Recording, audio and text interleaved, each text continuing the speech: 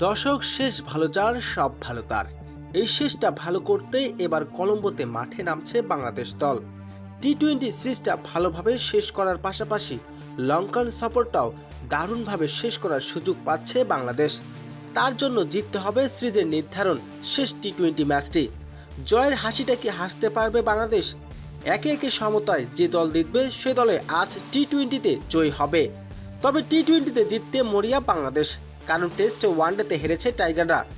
শ্রীলঙ্কার বিপক্ষে আজ খেলতে নামবে বাংলাদেশ এবং জয় নিয়ে ফিরতে চায় টাইগাররা।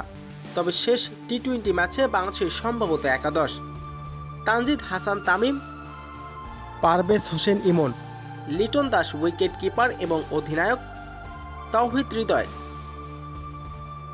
শামীম পাটোয়ারি, মেহেদী হাসান মিরাজ, শেখ মেহেদী হাসান, মোহাম্মদ সাইফুদ্দিন, তাসকিন আহমেদ, তানজিদ হাসান সাকিব, রিশাদ হোসেন, মুস্তাফিজুর রহমান এবং শরীফুল ইসলাম। সম্ভবত আজকের একাদশে নামতে পারে টাইগাররা।